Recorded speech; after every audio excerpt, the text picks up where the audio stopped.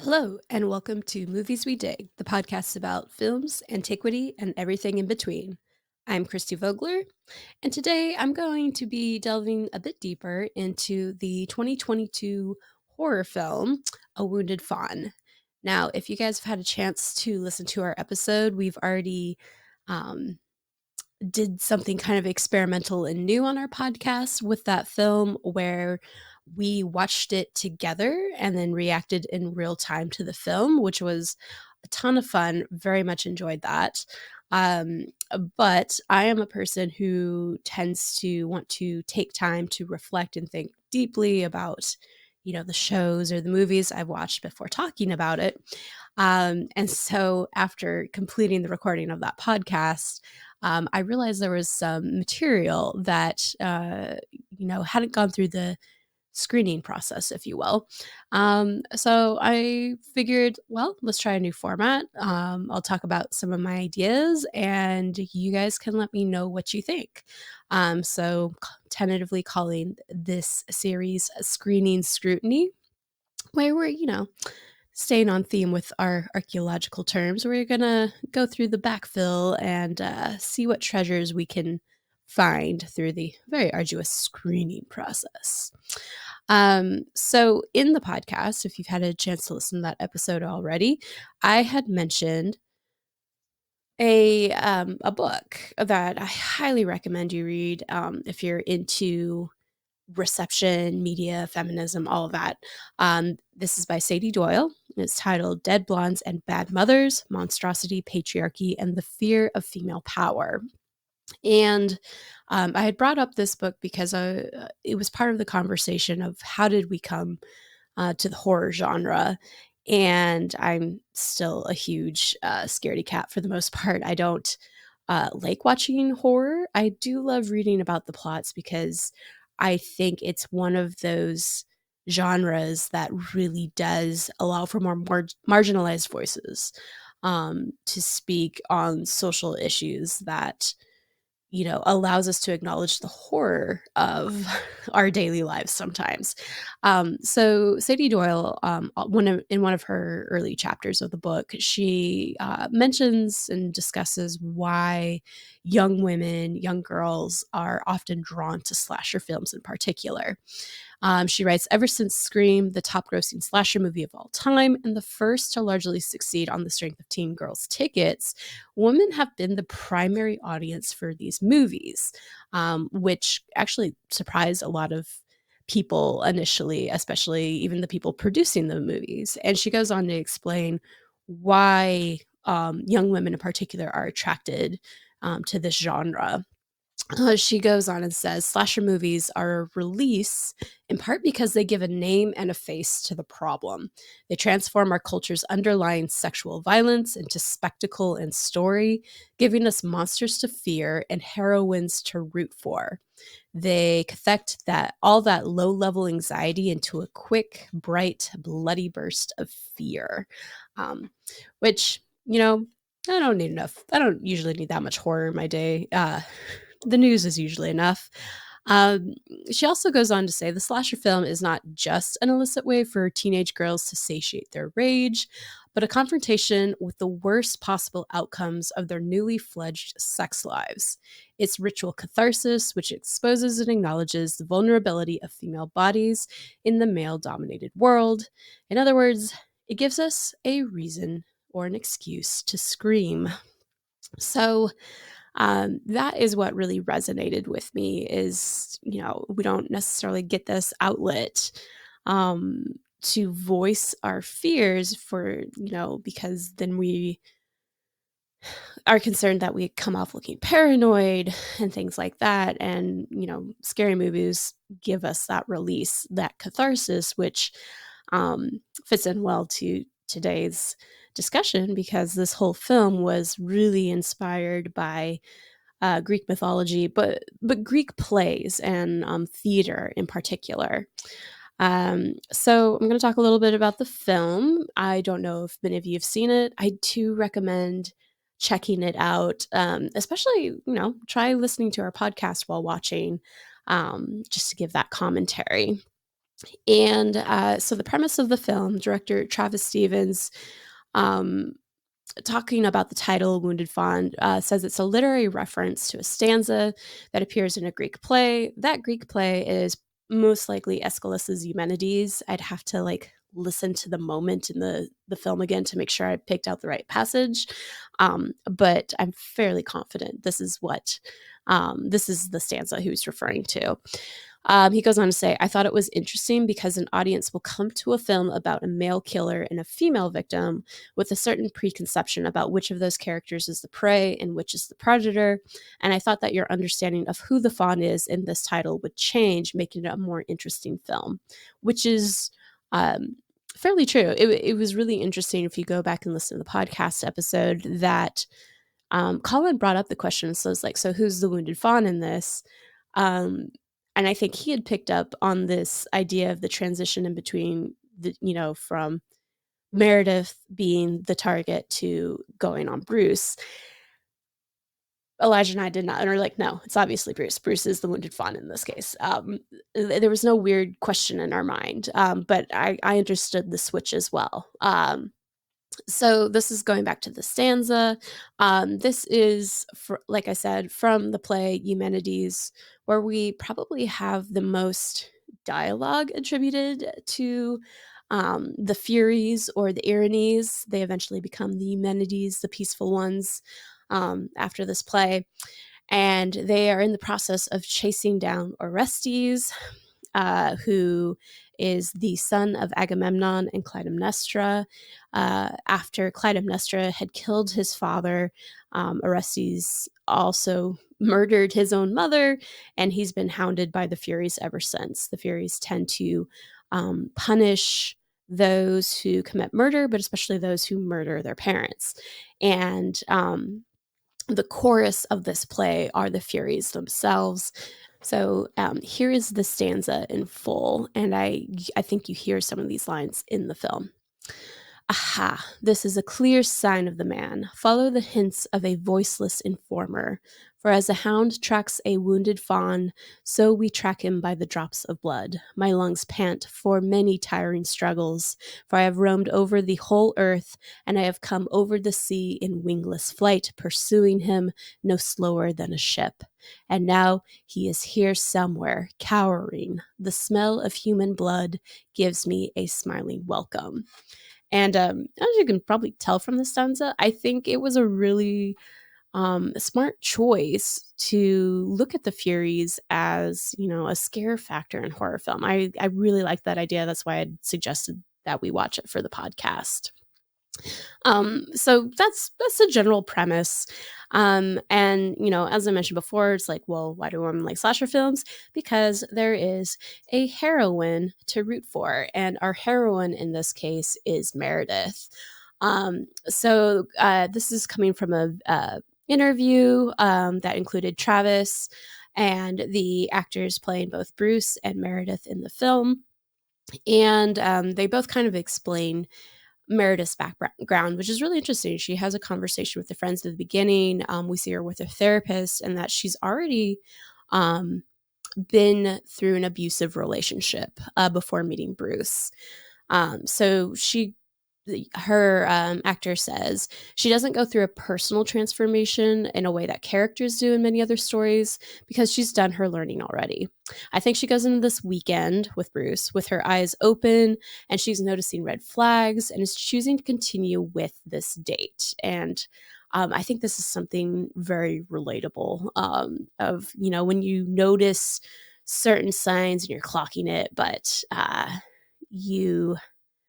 I don't know. You're worried that you're being paranoid a lot of the time. Um, and she says, I'm not going to judge if she does right or wrong in those choices, but they're realistic in a large part because she's being tricked by Bruce. And going back to what Sadie Doyle was saying in her book, slasher movies set forth a vision of the universe in which women and female bodies are continuously in peril, where remorseless predators are everywhere and female sexual desire, experimentation, or trust is punished with violation, mutilation, and death. where only a few exceptionally lucky, paranoid, and resourceful women can go for long without being attacked. And even those women are emotionally traumatized by the nonstop violence that they're forced to witness. Um, and we've already seen the death of one woman. I think I joke in the podcast, but I ended up being correct as like the mistake of our first character who's killed off by Bruce is she takes off her shoes in his presence, and Meredith never takes off her Doc Martens. So like I don't know, it signaled to me like she was not fully letting her defenses down.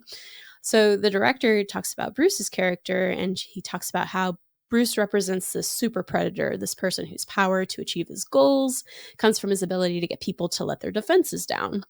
Then part of the movie is testing Meredith's defenses. What's happening here is that she's trying to evaluate whether her intuition tells her what her intuition tells her is valid, or if she's being overly paranoid. And I found that to be an interesting dynamic between these two characters where the audience knows what Bruce is doing, but Meredith doesn't. And I think I think Colin mentions this in the podcast of like, as the audience, we have so much more information and we tend to judge certain characters by the decisions they make in horror films. But I like that he picked up on this idea of Meredith is noticing signs of danger, but she's constantly, you know, considering whether she's overreacting to that or not. And that's a very real experience. And it's terrifying. Sarah Lind, the actor who plays Meredith, also goes on to say, I think Meredith did what she could in response to those red flags. Um, and and she says like, and when it gets too much, she says, that's it, let's leave. Which is very, and that's such a fraught moment too. Of like, I realize I'm in a bad situation and get out, but it's almost too late at that point. Um, yeah. But the way we see her at the end of the movie is sort of where she started. People like, you can go F yourselves. I don't mean to spoil anything, but that's basically it. This is on you, she says. It's your job to fix yourself and take responsibility. It's not my problem. Yeah. So if you hear us reacting to the end of the film, that is very much kind of the sense you get of, Meredith's done all this work on herself already. She spends some time in the film trying to get Bruce to acknowledge the harm he has done, and there's no accountability. Which I think, a lot of us can understand on that front, why that's so frustrating and why you eventually just have to walk away from it for, your own sake. So that's our heroine.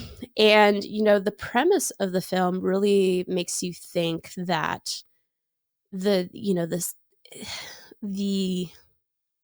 scares tend to come from the Furies.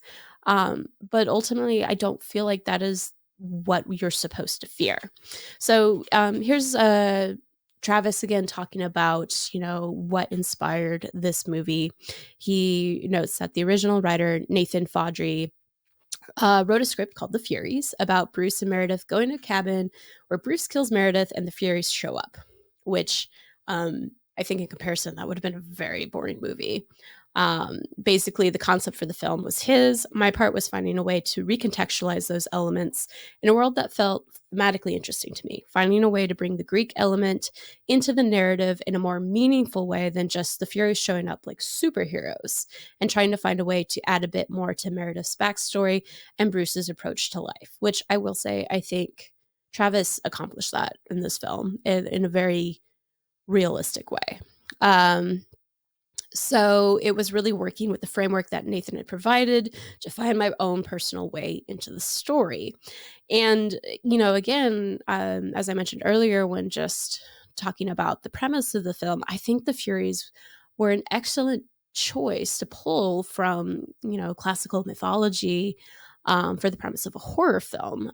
So continuing on with the chorus from Aeschylus's play, Here's kind of what else they have to say. Look again, look everywhere so that the matricide will not escape by secret flight with his debt unpaid. Yes, here he is again with a defense, his arms twisted around the image of the immortal goddess he wishes to be tried for his debt. But that is not possible. A mother's blood upon the earth is hard to recover. Alas, the liquid poured on the ground is gone, but you must allow me in return to suck the red blood from your living limbs. May I feed on you, a gruesome drink. I will wither you alive and drag you down so that you pay atonement for your murdered mother's agony. And you will see any other mortal who has sinned by not honoring a god or a stranger or dear parents, each having a just punishment. For Hades is mighty in holding mortals to account under the earth, and he observes all things and with his mind inscribes them. So definitely a fairly gruesome fate. If you are hounded by the Furies, more often they talk about those individuals going mad, but like there's a little bit more horror element in this passage alone. And I kind of wanted to draw your attention to this line about how Orestes is trying to defend himself against their fury. And he's doing that by clinging to a statue. And that statue, he's in the city of Athens. That statue is a statue of Athena. So, like I mentioned, even though the Furies are kind of providing a lot of the jump scares, a lot of the visuals in this story, there's another major character that this is what really brought this whole discussion about for me that we just hadn't been able to focus on as much. And that character is what Travis ends up calling the Red Owl. And this is an entity that um, we see speaking exclusively to Bruce. Like Meredith as a character is seeing some of the elements of the Furies taking place. And in the podcast, I mentioned why that's confusing and problematic. But it was very clear that this Red Owl entity was very different from the Furies. And we see visually that this is supposedly what is prompting Bruce to murder women.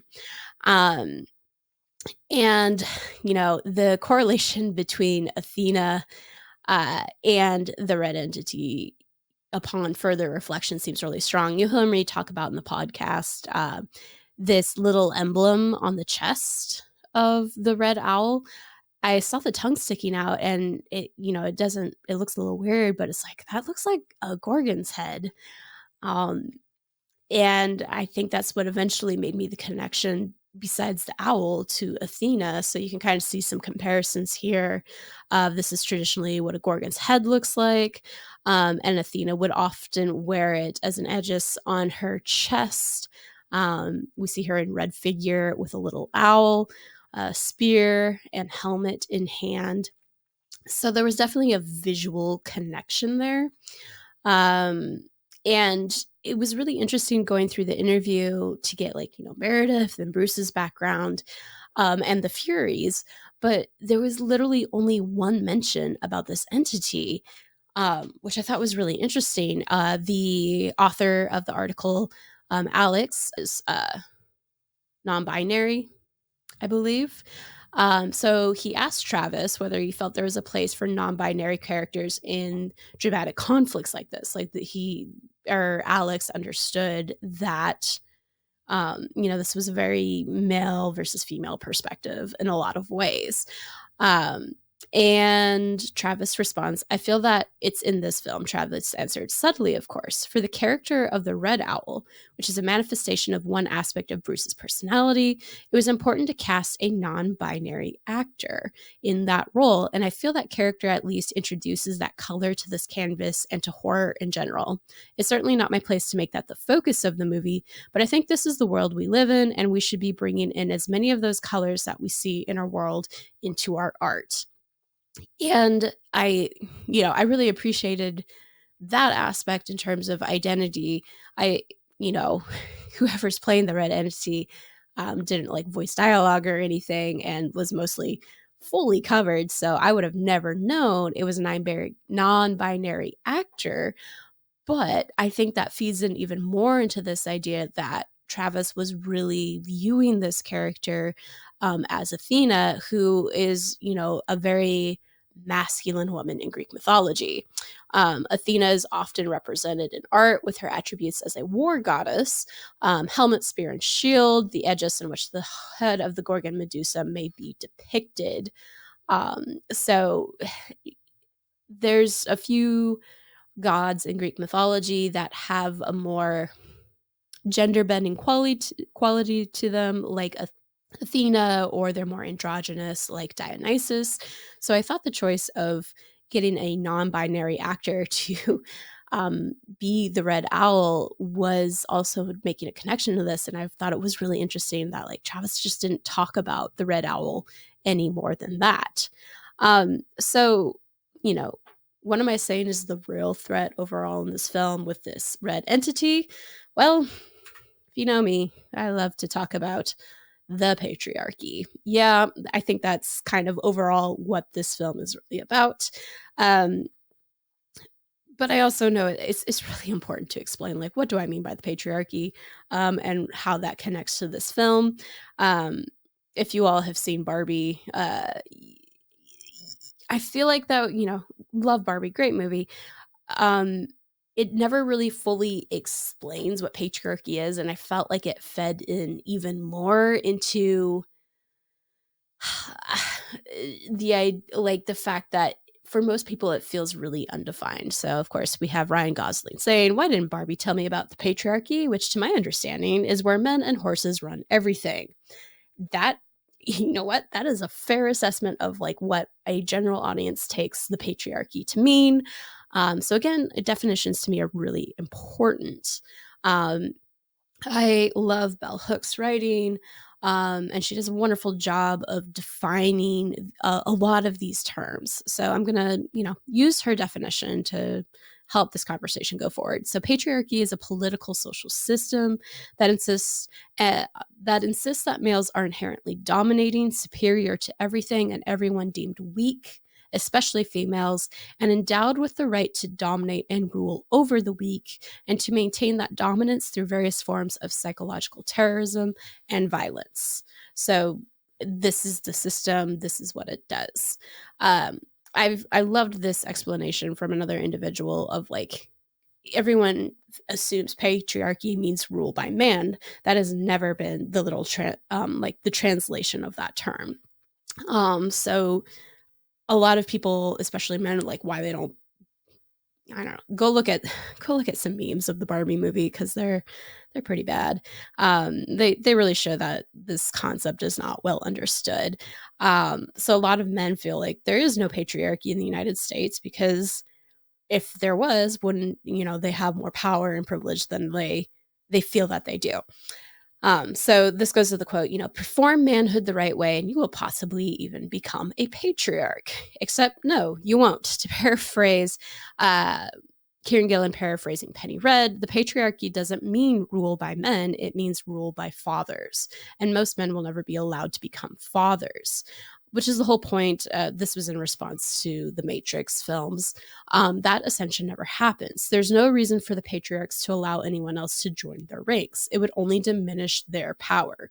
You see this all over the place on the micro level as well as the macro. So they talk about some of the different instances, but it's here in the US, if we look at who is in power, it's like we only have one president of the United States. Currently, both candidates vying for that are very old white men.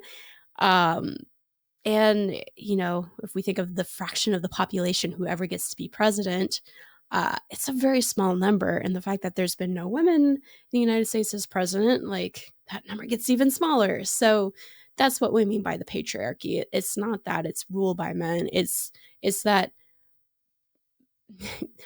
rule by privileged men in particular. So that's why the general population just doesn't care to understand this term because it's an oversimplified understanding. And it's not just men who do this. So a really important thing that Bell Hooks talks about is like the patriarchy as a system exists because it's upheld by not just men, but women as well. She writes, we need to highlight the role women play in perpetuating and sustaining patriarchal culture so that we will recognize patriarchy as a system women and men support equally, even if men receive more rewards from that system. Again, as a woman, you're not going to be the father.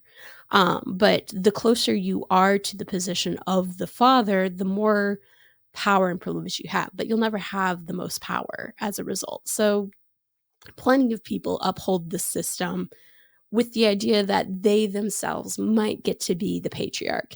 And that rarely ends up being the case. So, there you go. There's my quick explanation on what the patriarchy actually is. Hopefully, it was a little better than Barbie movie, but if you have more questions, just let me know.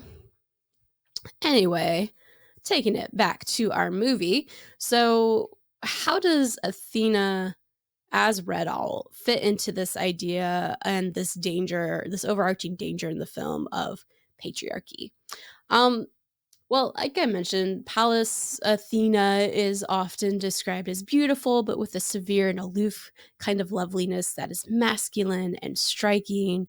So, even of the two war gods, at least in Greek mythology, Ares and Athena. Ares is like abhorred, and Athena is beloved by men who, engage in war. So, why do I connect Athena to Red Owl as the overarching threat of this film? Well, Bruce and Meredith spend a lot of time talking about this entity. Again, as far as we can tell, Meredith can't see this red owl figured entity. Um, but Bruce uses it as an explanation for why he kills women. And he does that so that he does not have to be accountable for the murders that he has committed in his attempted, murder of Meredith. Um, it's this entity that has made him do it, and therefore he is acquitted of the crimes, basically. And this is very much how Athena ends up functioning in a lot of Greek mythology. So probably most of you are familiar with her role in the story of Medusa. There's been some problematic reinterpretations of this myth in terms of Athena um, punishes Medusa because Medusa is raped by Poseidon in a temple of Athena. And so she, not Poseidon, changes Medusa from a beautiful woman who has just been raped. She changes her into a gorgon. Um, and eventually sets the hero Perseus to assist in killing her. So this idea that Athena was giving her a power to protect herself from men, no. No, that is not the case, especially if we put that in the context of some of these other stories we see, especially Arachne's story in particular. So, um, Athena is, she's always on the heroes on the man's side. She is never on the woman's side in particular. So you might all be a little less familiar with Arachne's story. So I'll go over that with you. Arachne, again, another mortal woman who is an excellent weaver, and she's not necessarily bragging herself. Of that, it's just what other mortals are claiming. That tends to get the gods a little upset because immortals should not be better than gods. So Athena comes down and, tries to warn Arachne off, but Arachne's like, bring the goddess here. Let's have a competition and we'll do it. And I think the story is really interesting because what eventually happens to Arachne, we think is just because Athena is upset that her skill is better than Athena's, and that's not necessarily clear in the story. Instead, what Arachne is punished for is using weaving to bring to light the crimes of the gods, particularly of the male gods. But so here we go. What Arachne ends up doing with her tapestry in this competition is that she depicts the many, many rapes committed by the gods Zeus, Poseidon, Apollo, Dionysus, and Cronus. And of course, in showing Poseidon, one of the individuals represented in the tapestry is Medusa. So this comes from Ovid's Metamorphoses, and I'll just kind of read Athena's reaction to seeing the scene and what happens to Arachne as a result. Pallas could not find a fleck or flaw. Even envy cannot censure perfect art. Enraged because Arachne had such skills, she ripped the web. So that's supposedly, the reason that Ovid gives for why Athena is destroying this, and ruined all of the scenes that showed those wicked actions of the gods. So Athena is actively destroying the representation of the crimes that these gods have committed against mortal women. And with her boxwood shuttle in her hand, struck the unhappy mortal on her head, struck sharply thrice, and even once again, Arachne's spirit, deigning not to brook such insult, brooded on it till she tied a cord around her neck and hung herself.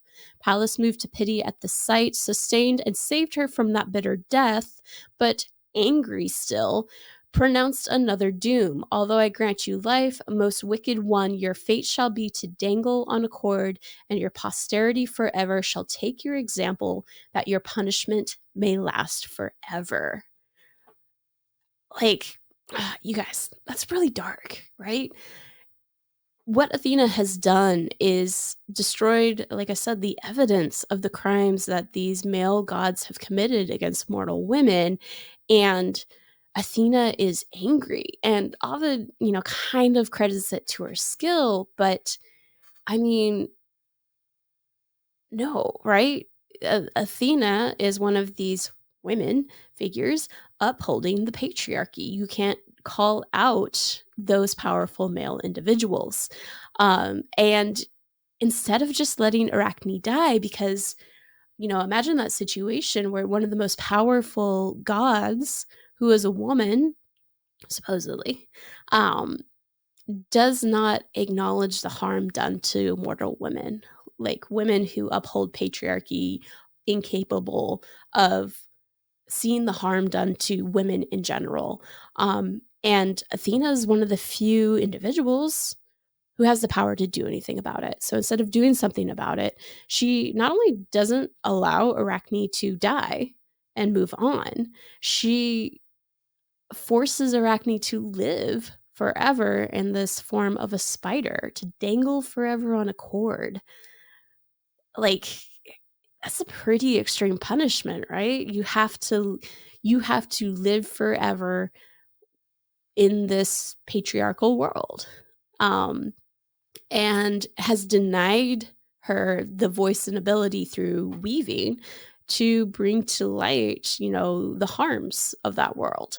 So it's, man, that one's a rough one, you guys. Uh, so, just as we see with Bruce talking about the Red Owl entity being the one who demands the deaths of these women, he's not responsible for it. Athena's acting a lot of the same ways, right? Like, she's acquitting him of those crimes. He's exonerating him of those murders, which is going to bring me back to Aeschylus's play one more time.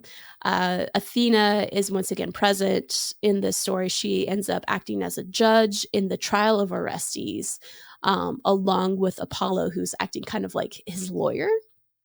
And the Athenian men are supposed to be the jury, and Athena gets to be kind of like the final vote. She gets to present the final verdict. So she's kind of ultimately the judge here. And so here's the argument presented of why Orestes is not guilty of a crime against, for murdering his mother. So the Furies say, "We are many, but we will speak briefly." They say to Orestes, "Answer our questions one by one. Say first if you killed your mother." "I killed her. There is no denial of this. Of the 3 falls that win the wrestling match, this one is already ours." Orestes says, "You make this boast over a man who is not down yet." You must, however, say how you killed her. I will say it. With drawn sword in hand, I stabbed her in the throat. By whom were you persuaded, and on whose advice? By the oracles of this god here, he is my witness. So in this case, Orestes is actually saying Apollo told him to do it, and Apollo is present. The prophet directed you to kill your mother. This is a very similar conversation we see between one of the Fury figures that we know as Meredith and Bruce. Yes, and to this very hour, I do not blame my fortune. Later on, Orestes goes on to say, Apollo, give your testimony now. Explain on my behalf whether I was justified in killing her, for I do not deny that I did it, as it is done. But decide whether this bloodshed was, to your mind, just or not, so that I may inform the court. Apollo gives a little bit of an explanation, and this is kind of his conclusion. I will explain this too and see how correctly I will speak. The mother of what is called her child is not the parent, but the nurse of the newly sown embryo. The one who mounts is the parent, whereas she, as a stranger for a stranger, preserves the young plant if the god does not harm it. And I will show you proof of what I say. A father might exist without a mother. A witness is here at hand, the child of Olympian Zeus, who was not nursed in the darkness of a womb, and she is such a child as no goddess could give birth to. So Athena is the exception, if you will. And just to give a little more context, this was a big debate happening in Greek medicine at the time. And there's some great articles out there explaining how, this is a small community in Athens. All of these scholars are talking to each other to some extent. They're all aware of each other's work. So there's a great article explaining how um, the uh, the Hippocratic writing on the sacred disease, which we know today to be epilepsy, was the descriptions of the symptoms of that was often used to depict madness in theater at the time. So this discussion here is a really interesting discussion happening amongst like Aristotle and the Hippocratic followers of like parentage and like what do men and women contribute to the seed. And this is very this is taken a very Aristotle understanding of it, that the women are just a vessel to hold the seed. They don't contribute any real material, um we would say genetic material today. They don't contribute anything to the child. So Apollo is arguing and using Athena as evidence that like you don't actually need a woman to procreate, basically. The men are the ones who contribute everything. Therefore, again, the Furies aren't necessarily concerned with homicide. There's a lot of death in the ancient Greek world. What they tend to punish is when children murder one of their parents. That is considered a huge crime because, again, this is a patriarchy. So it's not a matter of like a man killing a man, it's a matter of a man killing a father or such and such. And this is kind of representing an older system where like both parents have to be respected by the children. And Orestes killed his mother, and Apollo is making the claim that that was not actually the killing of a parent because they are not related by blood. Yep. It's great, guys. Um, so Athena is judge. What does she have to say about this matter? It is my duty to give the final judgment, and I shall cast my vote for Orestes, for there is no mother who gave me birth. She does have a mother, you guys. Zeus ate her. Like, ugh. And in all things except for marriage, wholeheartedly, I am for the male and entirely on the father's side. Patriarchy. All right. Therefore, I will not award greater honor to the death of a woman who killed her husband, the master of the house. Orestes wins, even if the vote comes out equal. Cast the ballots out of the urns as quickly as possible, you jurors who have been assigned this task. And so what happens? The jurors actually are split.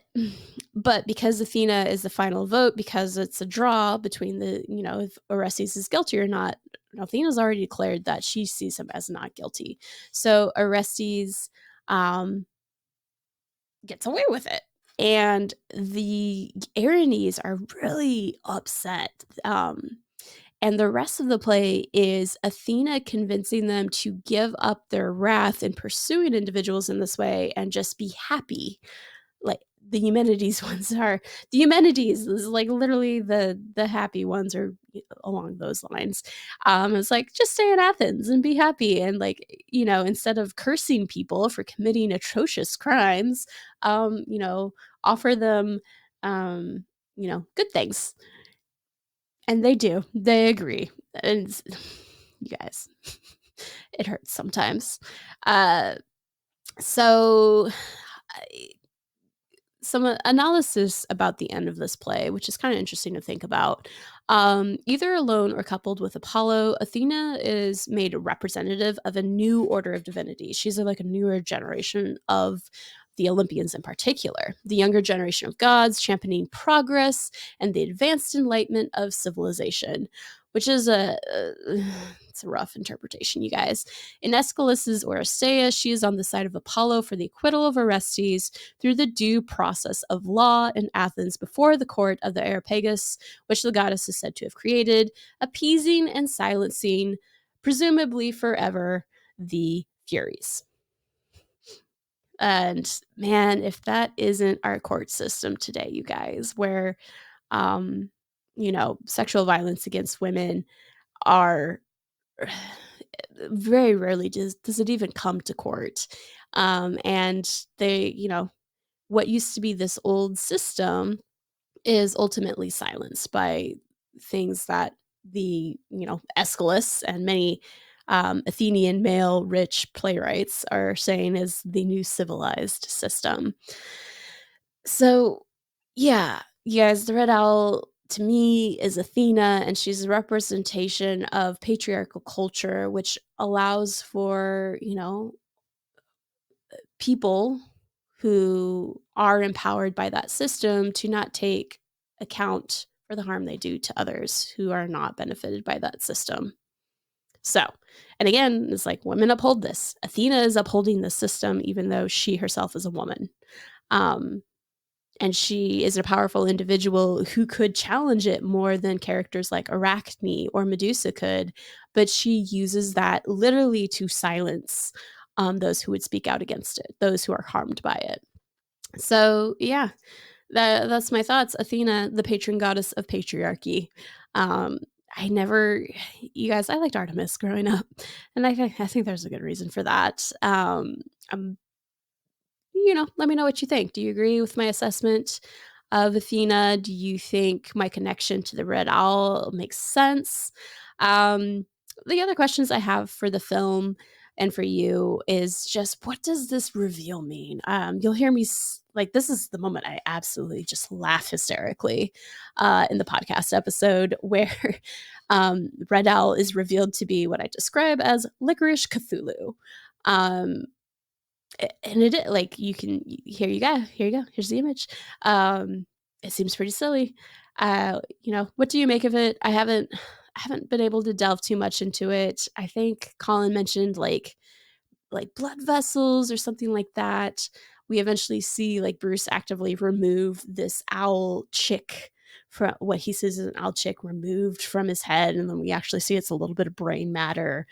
um I still don't know what to quite make of that. This removal, but he never actually, even with that removal, doesn't take account for his actions. So I guess there's a question of if you can remove it or not. I don't know. What do you think?